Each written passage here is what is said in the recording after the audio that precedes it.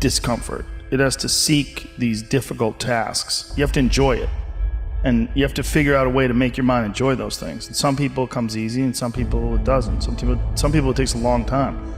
I always tell people the best thing you could ever do is force yourself to a schedule. Just write it down. Like today I have to do an hour on the treadmill. I have to do an hour, no matter what. Even if you're walking on it, you're doing an hour on a treadmill. The next time you're going to do it, okay, you did an hour and this is the amount of miles you got in. Next time you're going to, add 3 miles. Put an extra 3 miles in that 1 hour. And just keep doing things like that. Write down, today I'm going to do 100 push-ups, and I'm going to do 100 sit-ups, and I'm going to do 100 chin-ups. That's today. And then force yourself. Force yourself to adhere to a schedule. Make a Monday, Wednesday, Friday workout schedule. Give yourself some time off, Like don't even crush yourself to the point where you can't do it.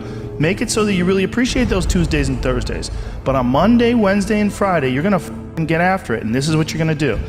Most people just try to go work out. And you're kind of aimless, and you show up, and you pick up the jump rope, and you jump a little rope, maybe you hit the heavy bag a little bit, maybe you do some curls, but you don't really have an aim. That's why people like to hire trainers, because a trainer will tell you what to do. Well, you can tell yourself what to do. If you don't have money for a trainer, you don't even have to have fucking equipment. With bodyweight squats, sit-ups, chin-ups, push-ups, you could give yourself a brutal full body weight workout. And you can find these for free on YouTube. There's a ton of them. There's a ton of these body weight workouts you could do. Just force yourself. Write it down. Monday, Wednesday, and Friday, I'm going to do 100 push-ups. I'm going to do 100 chin-ups. I'm going to do 100 sit-ups. Even if it takes me all the day. Even if I have to do 10 and 10 and 10 and keep going all day, that's what you do. Do 10 push-ups, take a break for 20 minutes, do another 10. But get those 100 in. I don't believe in half-assing things. This life is short, If you get into something, get into it. And if you're not into it, don't be into it. And I think that insanity and greatness are next-door neighbors, and they borrow each other's sugar. That's my that's what I've always said. There's something about mastery, like true mastery, that requires you to shut off massive areas of your life. There's a lot of people that are scared of their ability to do something that's difficult. I don't know if I could force myself to be disciplined. I don't know if I could force myself to take that kind of action. Well, if you do force yourself to take that kind of action, you don't have that question anymore. That question, I don't know if I can do it. Well, you're doing it. So you obviously can do it. Can you do it tomorrow? Well, you did it today. Or can you do it tomorrow? Just do it. You get so much more benefit out of a struggle that you choose to embark in versus a struggle that life throws upon you. Get out there and go and do something. Just go. And then in the middle of doing it, it'll become easy. Even if it's not easy, even if it's hard, it's easier than not doing it and wishing that you had done it.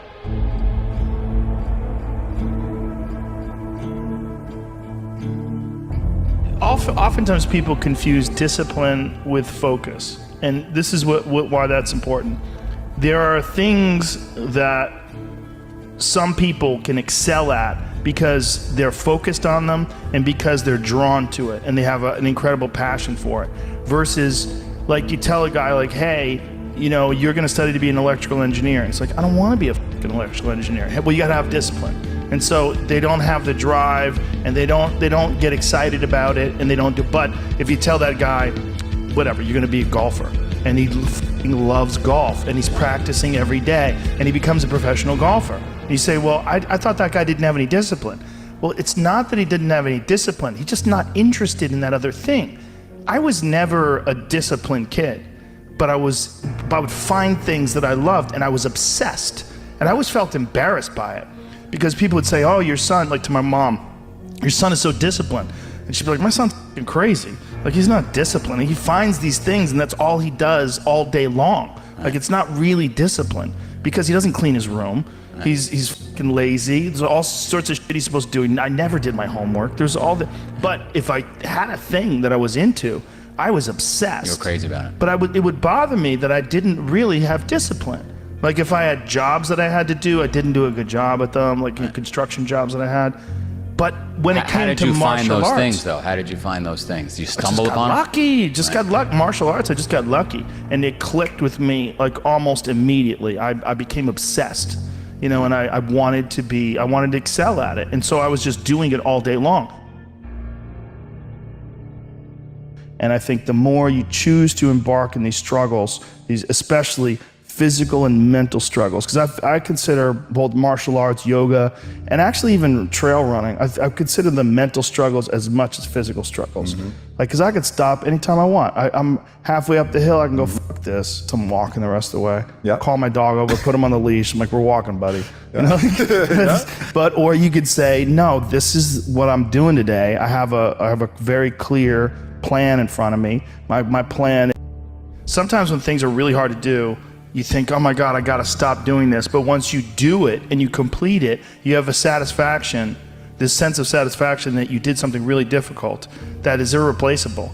And some kids never get that, and they just stay fat and stupid their whole life. And some kids, they get these little lessons, and then they realize, like, you can push yourself and you can get somewhere. You know, some kids get real lucky and they get involved in sports or martial arts early, and one of the best benefits of sports is you realize that through hard work you get improvement, through improvement you get success, through success you get that big dopamine rush, you get that good feeling, you get confidence, you get this knowledge. You get the girl. Yeah, you get, sometimes, I didn't, but you get this knowledge that you can do something that's difficult and you can overcome, even though it feels like you can't. You're gonna have days where you suck, but those days are so motivational. I mean, that's the bright side of tragedy.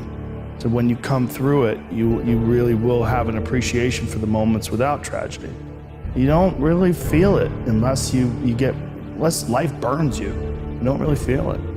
It's one of the things that I tell people all the time, because a lot of people have a hard time defining themselves. They define themselves by failure because they failed.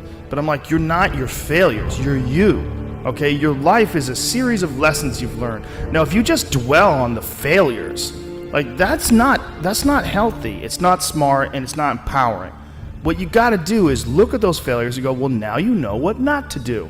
But you're not that. You're you. You know, you could have done the stupidest shit ever, but it's not you. It's not you. You're a different thing. You're the being that's experiencing all these failures. And if you know that they're fuck-ups, then you've learned, okay? If you repeat them over and over again, well, then I can't talk to you. You know, if you keep going back and doing the same stupid shit over and over again, well, you got a deeper issue. You know, I don't know what it is, but I don't have the time. Building up that ability to endure things, that's also a very important mechanism that you could apply to everyday life. Like that, the mechanism of understanding how to endure.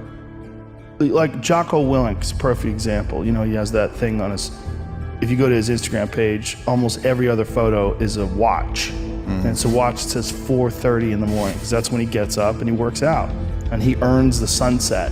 And he does that, he's so disciplined, and he's got this saying that's a great saying, discipline equals freedom. And it's true, because he's able to force himself to do that every single time. There's no excuses, there's no breaks, there's no days off. It doesn't happen. So because of that, you're not scared. You know that you can keep doing it. You know that you can continue to perform. There's a lot of people just running from discomfort. They're running from it. They're just avoiding it. It's so easy to.